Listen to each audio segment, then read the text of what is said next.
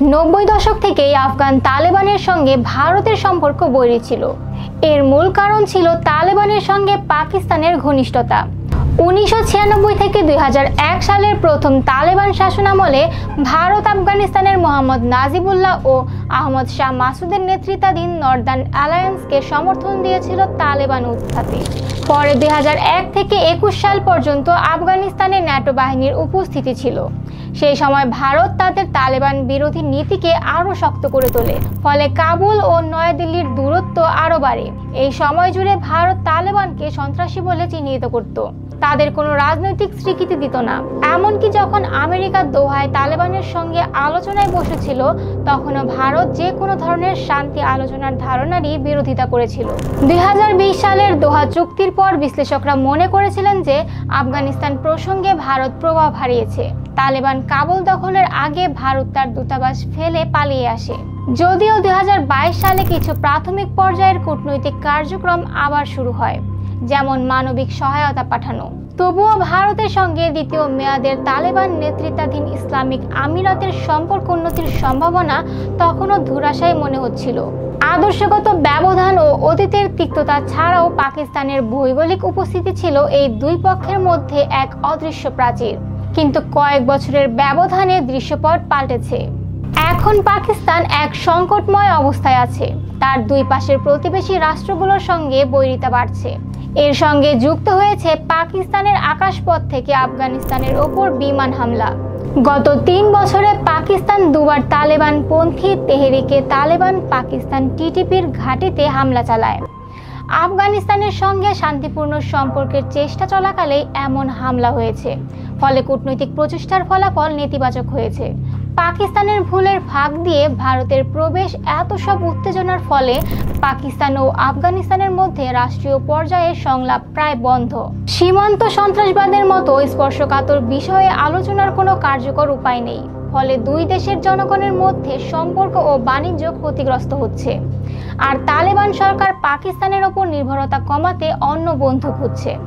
এই পরিস্থিতিতে ভারত তার হারানো অবস্থান আবার ফেরত পাওয়ার চেষ্টা করছে। মানবিক সহায়তা, পুনর্গঠন প্রকল্প ও অর্থনৈতিক উন্নয়নের ছত্রছায়ায় ভারত চেষ্টা করছে আফগানিস্তানে নতুন করে কৌশলগত প্রভাব বিস্তারের। টিটিপি ও বালুচ বিচ্ছিন্নতাবাদীদের মতো পাকিস্তান বিরোধী শক্তিগুলোকে সাহায্য করার ক্ষেত্রেও ভারত পিছু হটবে না বলেই মনে হয়। এছাড়া ভারত ও যুক্তরাষ্ট্রের কৌশলগত অংশীদারিত্ব এবং ভারতের চীন বিরোধিতা ও চীন পাকিস্তান ইকোনমিক করিডোরের সম্প্রসারণে বাধা দেওয়া ভারতের উদ্দেশ্য হতে পারে।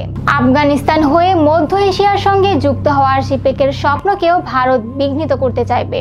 দক্ষিণ এশিয়ার স্থিতিশীলতার নতুন সংকেত। কয়েকজন বিশেষজ্ঞের মতে মিস্রি মুত্তাকি বৈঠক এখনই খুব বড় আতঙ্কের বিষয় নয়, বরং পাকিস্তান আফগানিস্তানের সম্পর্কে যদি এমন টানাপোড়েন চলতে থাকে সেটাই বেশি উদ্বেগের কারণ। তিনি বলেন, অর্থনৈতিক চাপ, সীমান্ত বন্ধ, বাণিজ্য নিষেধাজ্ঞা ও আকাশপথ হামলা এসব দ্বিপক্ষীয় আস্থার সংকট বাড়াচ্ছে। ক্যালিফোর্নিয়া ভিত্তিক আফগান বিশ্লেষক উবাইদুল্লাহ বুরহানির মতে, আফগানিস্তান পাকিস্তান সম্পর্ক দক্ষিণ এশিয়ার সবচেয়ে জটিল সম্পর্কগুলোর একটি।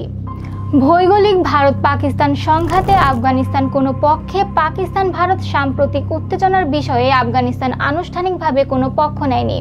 তবে নানা ইঙ্গিত থেকে ধারণা করা হচ্ছে কাবুল নীরবে ভারতের প্রতি কিছুটা সহানুভূতিশীল অবস্থান নিয়েছে। সামাজিক যোগাযোগ মাধ্যমে ভারতের প্রতি সমর্থন প্রকাশ করেছেন অনেক আফগান। বিশ্লেষকরা মনে করছেন ডুরান্ড রেখা ঘিরে পাকিস্তানের সীমান্ত নীতি ও সামরিক পদক্ষেপে তালেবান নেতৃত্বের মধ্যে গভীর ক্ষোভ জমেছে। পাশাপাশি কয়েকজন আফগান ব্যক্তিত্ব পরোক্ষভাবে পাকিস্তানের সমালোচনা করে ইঙ্গিত দিয়েছেন। আফগানিস্তানের অভ্যন্তরীণ বিষয়ে পাকিস্তানের দীর্ঘদিনের নাক গলানোর কারণে প্রতিবেশী হিসেবে তাদের বিশ্বাস করা যায় না। তাই উত্তেজনা আরও বাড়ার শঙ্কায় কাবুল সরকার আনুষ্ঠানিকভাবে নীরব থাকলেও আফগান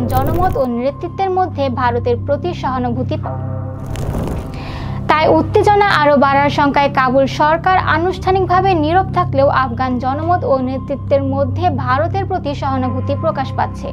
সব মিলিয়ে বলা যায়, আফগানিস্তানে ভারতের নতুন তৎপরতা শুধু পাকিস্তানের জন্য নয়, গোটা দক্ষিণ এশিয়ার স্থিতিশীলতার জন্যও এক নতুন পরীক্ষা।